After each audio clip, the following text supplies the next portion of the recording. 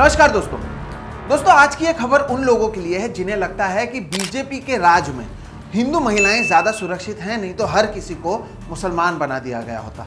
अभी पिछले हफ्ते की ही बात है, हमारे देश के प्रधानमंत्री नरेंद्र मोदी केरला में मौजूद थे चुनाव प्रचार के लिए, और वहां पर वो तिरुवला में जब लोगों को संबोधित कर रहे थे, उन्होंने कई फिल्मों का जिक्र किया। हमारे देश के प्रधानमंत्री ने केरला स्टोरी, कश्मीर फाइल्स, धुरंधर का जिक्र किया और कहा कि ये सत्य घटनाओं पर आधारित है और केवल विपक्ष ही इन फिल्मों को झूठ करार देता है। सुनिए प्रधानमंत्री ने क्या कहा। केरलम फाइल्स आई फिल्म तो भी बोलने लगे सब झूठ है, कश्मीर फाइल आई तो बोलने लगे सब झूठ है, धुरंधर फिल्म आई तो बोलने लगे झूठ है। कुछ भी करो बता देना, झूठ फैला देना। अब केरला में जाकर हमारे देश के प्रधानमंत्री ने केरला स्टोरी की बात इसलिए की क्योंकि वो वहां के वोटर के दिमाग में एक बात डालना चाहते हैं कि जब विपक्ष सत्ता में होती है तब हिंदू महिलाएं जो हैं उन्हें जबरन मुसलमान बना दिया जाता है, और अगर इससे उन्हें बचाना है तो फिर भारतीय जनता पार्टी को सत्ता में लाना होगा। ये लव जिहाद की बातें जानबूझकर चुनाव के समय की जाती हैं, जिहाद शब्द का इस्तेमाल किया जाता है ताकि वोटों का बंटवारा हो। लेकिन उन राज्यों का क्या जहां पर आप सत्ता में हैं लेकिन इसके बावजूद आपकी महिलाएं सुरक्षित नहीं हैं, उसके बारे में तो मैं आपको बात करूंगा ही। लेकिन जैसे कि मैंने कहा, ये जो जिहाद वाला फॉर्मूला है दोस्तों, ये ट्राइड एंड टेस्टेड है। आप देखिए ना, अब असम में चुनाव है तो वहां के बीजेपी के मैनिफेस्टो में लिखा गया है कि अगर वो जीत कर आते हैं तो लव जिहाद को खत्म कर देंगे। पश्चिम बंगाल में चुनाव है तो वहां पर उनके नेता कहते हैं कि अगर भारतीय जनता पार्टी सत्ता में आती है तो वो लव जिहाद और लैंड जिहाद को खत्म कर देगी। 2026 में अभी केरला में चुनाव है, 2025 से ही भारतीय जनता पार्टी की ओर से केरल में एंटी लव जिहाद कैंपेन की शुरुआत की गई। यहाँ ये तो इतना ही नहीं, 2021 में यानी पिछले चुनाव में भी जब केरल में चुनाव थे तब भी बीजेपी की ओर से लव जिहाद के मुद्दे को चुनाव में उठाया गया था और कहा गया था कि केवल हिंदू ही नहीं, ईसाई महिलाएं भी खतरे में हैं। इसके साथ ही साथ अब छत्तीसगढ़ में चुनाव हुए थे तब भी लव जिहाद का मुद्दा इन्होंने उठाया था, बिहार में चुनाव हुए थे तब भी लव जिहाद का मुद्दा इन्होंने उठाया था।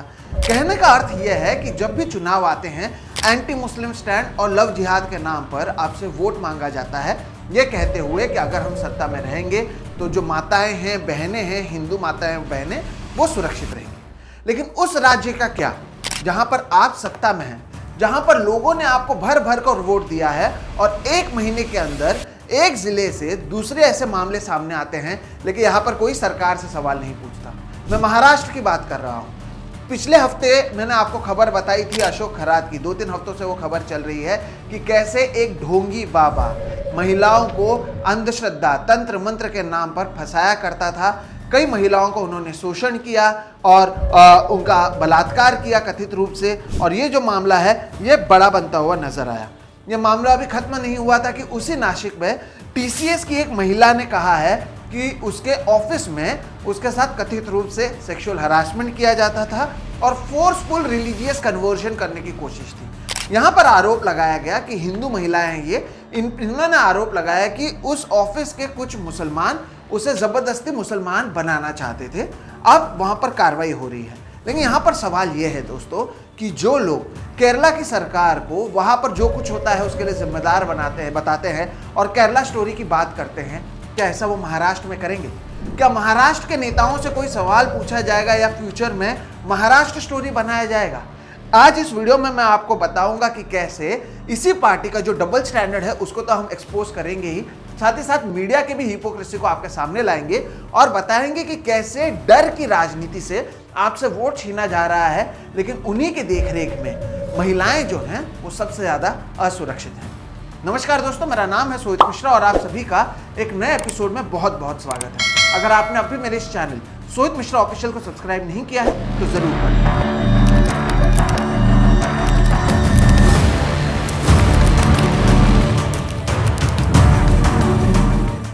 दोस्तों, इस वीडियो में आगे बढ़ने से पहले आपको थोड़ा अतीत में लेकर जाना जरूरी है ताकि आपको पता चले कि नैरेटिव कैसे बनता है। साल था 2020, महाराष्ट्र में उद्धव ठाकरे की सरकार थी। तब यही मुंबई से सटे पालघर में 2 साधुओं को लिंच किया जाता है क्योंकि वहां पर एक अफवाह फैलती है कि ये बच्चे चुराने वाले लोग हैं और उसे लिंच कर दिया जाता है। इस लिंचिंग के अगले दिन ही 101 लोगों को अरेस्ट कर लिया जाता है और मामले पर जांच की शुरुआत कर दी जाती है। लेकिन क्योंकि ये लिंचिंग हुआ था और यहाँ पर सत्ता में उद्धव ठाकरे थे, भारतीय जनता पार्टी विपक्ष में थी, अगले दिन से ही उद्धव ठाकरे एंटी हिंदू बन गए थे। बीजेपी हर जगह पर जाकर कह रही थी कि कैसे उद्धव ठाकरे के देखरेख में हिंदू खतरे में हैं, जबकि एक दिन के भीतर ही वहाँ पर कार्रवाई कर दी गई थी। और बीजेपी ने ये जो पूरा माहौल क्रिएट किया था उसे मीडिया ने भी बहुत अच्छे से खेला। और चाहे 2020 का समय हो, 2024 लोकसभा हो, 2024 विधानसभा हो, बार बार उद्धव ठाकरे को पालघर साधु हत्याकांड के लिए जिम्मेदार बताया गया और एक तरीके से नैरेटिव सेट किया गया। अब ये रही अतीत की बात। ये मैंने आपको क्यों बताई? इसलिए बताई क्योंकि हम हैं 2026 में। 2026 में महाराष्ट्र के मुख्यमंत्री हैं देवेंद्र फडणवीस, भारतीय जनता पार्टी की सत्ता है। महाराष्ट्र के गृह मंत्री हैं देवेंद्र फडणवीस, और वही देखते हैं महाराष्ट्र में लॉ एंड ऑर्डर किस तरह से चलता है। लेकिन इसी साल केवल 2026 में पहले नासिक में ही एक जो ढोंगी है, जो हिंदू धर्म के नाम पर, तंत्र मंत्र के नाम पर, काला जादू के नाम पर, अंधविश्वास के नाम पर अशोक खरात जो है उसने कई महिलाओं के साथ उसने एक तरीके से उत्पीड़न किया और उनका शोषण किया। उसके वीडियो सामने आए और पता चला कि बड़े पैमाने पर इसी सरकार के कई सारे नेता जाते हैं, कोई उनके पैर को धोता है, कई लोगों के साथ उनकी तस्वीरें हैं। क्या अमित शाह से लेकर, क्या देवेंद्र फडणवीस से, क्या लेकर एकनाथ शिंदे तक, हर कोई जो है इस ढोंगी बाबा के साथ नजर आता है। और इससे लेकर मामले को एक तरीके से रफा दफा कर दिया जाता है। उस बाबा को अरेस्ट कर लिया जाता है, लेकिन जो पॉलिटिकल कनेक्शंस उसके हैं उस पर हर किसी ने चुप्पी साध बैठी है। अब ये मामला चल ही रहा था, पता चला कि कैसे हिंदू महिलाएं हिंदू बाबाओं के वजह से भी असुरक्षित हैं। इसी नासिक से एक और मामला सामने आता है। अब नासिक में एक महिला की ओर से देवलाली कैंप पुलिस स्टेशन में एक कंप्लेन किया जाता है, जहां पर कहा जाता है कि उसके ऑफिस में जहां पर वो काम करती है वहां पर कई सारे जो उसके कलीग्स हैं वो उससे सही तरीके से बर्ताव नहीं कर रहे हैं। 2022 से 2026 के बीच में उसके साथ बहुत बुरा बर्ताव किया गया और ऐसे ऐसे बातें की गई जिससे उसके धर्म को ठेस पहुंचा है, यानी उसके जो रिलीजियस सेंटिमेंट्स हैं उसे हर्ट किया गया है। उसके साथ ही साथ उसने एक शख्स पर अपने आप को सेक्सुअली एक्सप्लॉइट करने का और उसे मोलेस्ट करने का भी आरोप लगाया और ये कहा गया कि इस जगह पर कई सारी महिलाओं को उनके रिलीजियस कन्वर्जन के लिए टारगेट किया जाता था। यानी इन महिलाओं को साफ तौर पर कहें तो ये आरोप है कि इन महिलाओं को मुसलमान बनाने की कोशिश की जा रही थी। अब ये जो मामला है ये सामने आया है और इस पर ही बात करते हुए आप पाएंगे आगे कि जो एलिगेशंस हैं ये उस पर कार्रवाई चल रही है और पुलिस ने अब तक 7 लोगों को गिरफ्तार किया है, हर कोई मुसलमान है और मामले की जांच चल रही है। ये सामने आया ही था दोस्तों कि इकोनॉमिक टाइम्स में एक रिपोर्ट छपी है जिसमें कहा गया है कि कुल मिलाकर 8 महिलाओं ने कंप्लेन फाइल की है, जिसमें उन्होंने मेंटल और सेक्सुअल हैरासमेंट की बात कही है। उनका कहना है कि उन पर धर्म को परिवर्तन करने के लिए दबाव बनाया जा रहा था। उन्होंने एचआर से कंप्लेन की लेकिन एचआर ने कुछ किया नहीं और यहाँ पर तो कुछ नेताओं की ओर से ये भी कहा गया कि कई सारी महिलाओं को नमाज पढ़ने के लिए कहा गया और तो और उन्हें बीफ खिलाने की कोशिश की गई। याद रखिएगा जब मैं ये बातें कर रहा हूँ ये आरोप हैं जो लगाए गए हैं, लेकिन ये गंभीर आरोप हैं और अब कई लोगों को जो है यहाँ पर गिरफ्तार किया गया है, मामले की जाँच की जा रही है। याद है अभी मैंने आपको कुछ समय पहले उद्धव ठाकरे की कहानी सुनाई थी जहाँ पर भी ऐसा एक कहीं पर किसी साधु को लिंच कर दिया गया था और अगले ही दिन जो आरोपी थे उन्हें गिरफ्तार कर लिया गया था, लेकिन उद्धव ठाकरे को एक तरीके से एंटी हिंदू बताया गया। तो अब जब देवेंद्र फडणवीस सरकार में है, आप हर जगह पर लव जिहाद की बात करते हैं, महाराष्ट्र में तो आपने कानून भी लगाया है, उसके बावजूद आपके देखरेख में पहले एक अशोक खरात और अब एक ऑफिस में कथित रूप से महिलाओं को अगर जबरदस्ती कन्वर्ट किया जा रहा था, तो क्या यहाँ पर देवेंद्र फडणवीस से सवाल नहीं पूछा जाना चाहिए? जिस नासिक में यह हुआ वहां पर गिरीश महाजन आते हैं, इस रिपोर्ट में लिखा गया है कि महिलाओं को जबरदस्ती बीफ खिलाया जा रहा था, लेकिन महाराष्ट्र में तो बीफ बैन है, तो ये बीफ वहां पर पहुंचा कैसे? ये आरोप है, लेकिन उसी पर अभी फिलहाल बात करते हैं। तो यहाँ पे आखिर बीफ पहुंचा कैसे, ये क्या सवाल नहीं पूछा जाना चाहिए? और तो और दोस्तों जब ये मामला सामने आया तब आप पाएंगे कि जिस दफ्तर में ये बातें सामने आई वहां पर भारतीय जनता पार्टी के लोग भाग के पहुंच गए और वहां पर वो जाकर प्रोटेस्ट करने लगे, आंदोलन करने लगे। रामचंद्र की जय, छत्रपति महादेव की जय, छत्रपति शिवाजी महाराज की जय। आप किसके खिलाफ आंदोलन कर रहे हैं? सरकार में आप हैं, लॉ एंड ऑर्डर आपकी है और आंदोलन आप खुद कर रहे हैं।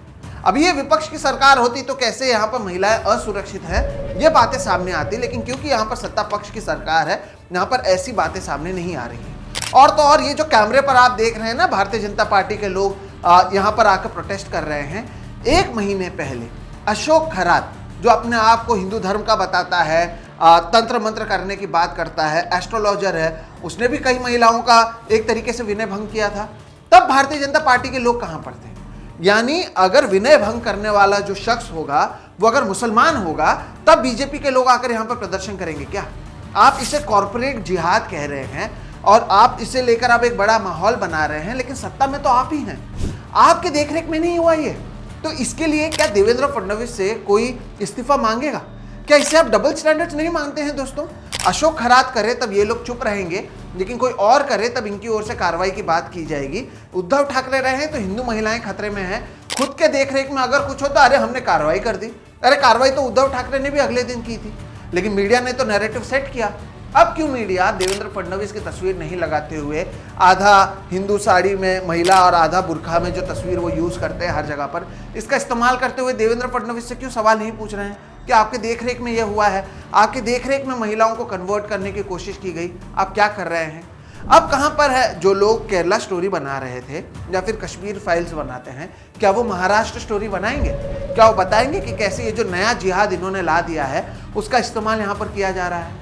दोस्तों, आप कहेंगे कि देवेंद्र फडणवीस से कैसे सवाल पूछें? देवेंद्र फडणवीस से इसलिए भी सवाल पूछना जरूरी है क्योंकि उनके पार्टी के लोग उसे देखकर प्रोटेस्ट करते हैं कि जो आरोपी है वो किस धर्म का है। अगर इसी तरह का प्रदर्शन उनके पार्टी के इन्हीं कार्यकर्ताओं ने अशोक खरात के समय किया होता तो मामला बड़ा माना जाता कि ठीक है, दोनों समय आपने किया। तब तो आप अपने आप को बचाने लग गए क्योंकि आपके आकाओं की तस्वीरें अशोक खरात के साथ नजर आती हैं, तब आप चुप रहे। लेकिन जैसे ही पता चला कि यहाँ पर मुस्लिम एंगल है और अभी तक कुछ भी साबित नहीं हुआ है, ये एक नया जिहाद इनकी ओर से ला दिया गया जिसे कॉर्पोरेट जिहाद कहा गया है और ये कहा जा रहा है कि अब हम हिंदू महिलाओं को बचाएंगे। अब आप बताइए, ये सत्ता में है तब भी महिलाएं सुरक्षित नहीं है, जब ये विपक्ष में है, केरला में जाते हैं, प्रधानमंत्री खुद केरला स्टोरी की बात करते हैं। और तो और देखने वाली बात यह है कि अधिकांश जगह पर तो इन्हीं के लोग सत्ता में हैं, तब भी हमारे देश के जो रेसलर्स थे, महिलाएं, उन्हें प्रोटेस्ट करना पड़ा था और अब नरेंद्र मोदी महिलाओं के सबसे बड़े चैंपियन बनने की कोशिश करते हुए नजर आ रहे हैं। क्या ये सारी चीजें नहीं नजर आती हैं? महाराष्ट्र की ही बात करते हैं। आप देखिए 2023 की ये खबर को देखिए, देवेंद्र फडणवीस सरकार में आ गए थे, एकनाथ शिंदे ने पार्टी तोड़कर बीजेपी को सत्ता में ला दिया था। तब 4 महीनों के भीतर महाराष्ट्र में 50 रैलीज की गई और इन रैलीज में वोट जिहाद, लव जिहाद और लैंड जिहाद का नाम लिया गया। जानबूझ के रैलीज की गई क्योंकि पता था 2024 में चुनाव है, ये सत्ता में रहे या विपक्ष में रहे, टारगेट हमेशा मुसलमान को ही किया जाता है। और आप पाएंगे कि जो एंटी मुस्लिम रैलीज हैं उनकी संख्या तब ज्यादा होती है जब भारतीय जनता पार्टी सत्ता में होते हैं। सत्ता में भी आप हैं, मुसलमानों के खिलाफ रैली भी आप कर रहे हैं, लॉ एंड ऑर्डर को बचाने का भी काम आप कर रहे हैं। तो फिर आप बताइए मुझे कि क्या महाराष्ट्र के मुख्यमंत्री के खिलाफ कार्रवाई नहीं की जानी चाहिए? उनके खिलाफ कोई आउटरीच क्यों नजर नहीं आता? जो आउटरीच आपको पालघर में एक अफवाह के बेसिस पर नजर आया था, यहाँ पर तो रिटर्न कंप्लेन है, यहाँ पर तो वीडियोस हैं, आपके साथ जो सत्ता में मौजूद हैं वो पैर धोते हुए, छतरी पकड़ते हुए मंदिर में जाकर पूजा करते हुए नजर आते हैं। तो क्या आपसे सवाल नहीं पूछा जाना चाहिए? क्या देवेंद्र फडणवीस जो महाराष्ट्र के मुख्यमंत्री होते होते महाराष्ट्र के गृह मंत्री हैं, क्या उनके नेतृत्व में यहाँ की महिलाएं सुरक्षित हैं? क्या ये सवाल नहीं पूछा जाना चाहिए? और जैसे कि मैंने कहा, ये हर बार किसी और को ही रिस्पॉन्सिबल ठहरा देते हैं। आप तो ये कह रहे हैं कि हमने इसे बचा लिया। पिछले हफ्ते की ये खबर देखिए, 2-3 महीने पुरानी ये खबर है। ये बीजेपी के ही देवेंद्र फडणवीस के करीबी एक विधायक हैं, गोपीचंद पडलकर, इनकी ओर से कहा गया कि महिलाओं को योगा करना चाहिए, आपको जिम नहीं जाना चाहिए क्योंकि आपको नहीं पता आपका ट्रेनर कौन है। फिर से यहाँ पर महिलाओं पर डाला गया कि आप बच जाओ, हम सुरक्षित नहीं रखेंगे, हम केवल चुनाव के समय आपसे वोट मांगेंगे और आपसे हम वोट जिहाद के नाम पर वोट मांगेंगे, लव जिहाद के नाम पर वोट मांगेंगे, लैंड जिहाद के नाम पर वोट मांगेंगे, हिंदू मुस्लिम दंगा करके वोट मांगेंगे और उसके बाद हम आपको ही कहेंगे कि आप जिम मत जाओ, आप योगा करो ताकि आप अपने आप को सुरक्षित रख सको। और फिर जब लोग आपको वोट देंगे, आप सत्ता में आएंगे, तब भी महिलाएं सुरक्षित नजर नहीं आएंगी, चाहे वो अशोक खरात हो या फिर अभी टीसीएस का मुद्दा। अब यहाँ पर दोस्तों सबसे बड़ा सवाल ये उठता है कि मीडिया का आउटरीच कहाँ है? वो मीडिया जो 2020 में बार बार जो भी विपक्ष के नेता हो उसे जिम्मेदार बताता था। बंगाल कैसे जंगल राज बन चुका है यही मीडिया बताता है। महाराष्ट्र में उद्धव ठाकरे थे कैसे हम ड्रग्स की फैक्ट्री यहाँ पर लगा रहे हैं यही मीडिया बताता था। अब मीडिया क्यों नहीं कह रहा है कि देवेंद्र फडणवीस की देखरेख में महिलाएं सुरक्षित नहीं है। कभी हिंदू बाबा ऐसा कर देते हैं, कभी कंपनी में काम करने वाले लोग ऐसा कर देते हैं। इनके खुद के नेता कहते हैं कि भाई जिम में मत जाओ, आपको नहीं पता आपका ट्रेनर कौन है। तब किस बेसिस पर आप वोट मांग रहे हैं? किस बेसिस पर हमारे देश के प्रधानमंत्री केरला में जाके केरला स्टोरी की बात करते हैं, जबकि महाराष्ट्र में महाराष्ट्र फाइल्स और महाराष्ट्र स्टोरी आपके सामने मौजूद है। आपके नाक के नीचे ये सारी चीजें हो रही है। और एक जो आरोपी है जो जेल में है, उनकी तो खुद अमित शाह के साथ तस्वीर है, अशोक खरात की। उनकी तो खुद तस्वीरें देवेंद्र फडणवीस से लेकर एकनाथ शिंदे के साथ है। तब किस बेसिस पर आप महिलाओं को सुरक्षित मान रहे हैं? मैं तो उस बात पर भी नहीं जा रहा कि प्रधानमंत्री को लेकर एक महिला जो उनके साथ ही अपने पार्टी में नरेंद्र मोदी को बड़ी बड़ी बातें करती थी, उन्होंने नरेंद्र मोदी पर कितना आरोप लगाया है, मैं तो वहां पर भी नहीं जा रहा। लेकिन इस एक उदाहरण से आप समझ सकते हैं कि नैरेटिव कैसे खेला जाता है। आपके दिमाग में डर तभी पैदा किया जाता है जब विपक्ष के लोग सत्ता में, ये सत्ता में आएंगे तो बताएंगे अरे कार्रवाई तो हुई, अच्छी तरीके से हमने बचा लिया, और फिर आपको बेवकूफ़ बनाया जाएगा। जबकि सच्चाई ये है कि ये और कुछ नहीं, महाराष्ट्र सरकार का फेलियर है। और मैं रोक रहा हूँ अपने आप को देखने के लिए कि किस दिन यहाँ पर महाराष्ट्र फाइल्स या महाराष्ट्र स्टोरी आता है, जहाँ पर ऐसी खबरें सामने आएंगी और बताया जाएगा कि कैसे हमारी जो सरकार है वो इसे रोकने में असफल रही। ये इसलिए ये वीडियो मैंने शुरुआत में कहा, ये उन लोगों के लिए है जिन्हें लगता है कि जहाँ पर भारतीय जनता पार्टी सत्ता में होती है वहाँ पर लोग सुरक्षित होते हैं, जबकि सच्चाई कुछ और है। मीडिया आपको बताए नहीं बताए, नैरेटिव कैसा बनाया जाता है, आज इस वीडियो के जरिए मैंने आपको बताने की कोशिश की है। नासिक टीसीएस का मामला, कई लोग इसे कई सारी चीज़ें कह रहे हैं। अब ये जब अदालत में जाएगा और क्या साबित होगा उसके बाद ही हमें पता चल पाएगा कि कोई जिहाद था या नहीं था। लेकिन अभी फेस वैल्यू पर ही इसे ले लें अगर आप, उसके बाद भी क्या सवाल यहाँ के गृह मंत्री से, उनके पुलिस डिपार्टमेंट से नहीं पूछी जानी चाहिए कि आपके देख रेख में आपके नाक के नीचे ये सारी चीज़ें हो रही थी, आपको खबर नहीं थी? आपके नाक के नीचे कई महिलाओं के सीसीटीवी फुटेजेस निकले उस ढोंगी अशोक खरात के साथ, आपको खबर नहीं थी? अब भी सोशल मीडिया पर कई जगहों पर उन महिलाओं की तस्वीरें फिर रही हैं, घूम रही हैं, आपको खबर नहीं थी? तो किस बेसिस पर आप महिलाओं से वोट मांगते हैं, अपने आप को महिलाओं का चैंपियन कहते हैं? ये वो बातें हैं दोस्तों जो आपसे और कोई नहीं कहेगा। इसलिए मुझे लगा कि इस वीडियो के जरिए आपके सामने इन तमाम बातों को रखने की कोशिश होनी चाहिए, और यही मैंने आज करने की कोशिश की है। ये वीडियो आपको कैसा लगा ज़रूर बताइएगा। अगर वीडियो पसंद आता है तो इसे लाइक करें, ज़्यादा से ज़्यादा लोगों तक साझा करें। अगर अब भी आपने मेरे इस चैनल सोहित मिश्रा ऑफिशियल को सब्सक्राइब नहीं किया है तो वो भी कर लें। आगे भी जब भी ऐसी चीज़ें होंगी आपको बताएंगे कि कैसे पहले ये लोग नैरेटिव सेट करते हैं और खुद सत्ता में आने के बाद क्या करते हैं। ये जानकारी आपको आगे भी देते रहेंगे। फिलहाल इस वीडियो में आप मुझे दीजिए इजाज़त। मेरा नाम है सोहित मिश्रा, आप देख रहे हैं सोहित मिश्रा ऑफिशियल। नमस्कार।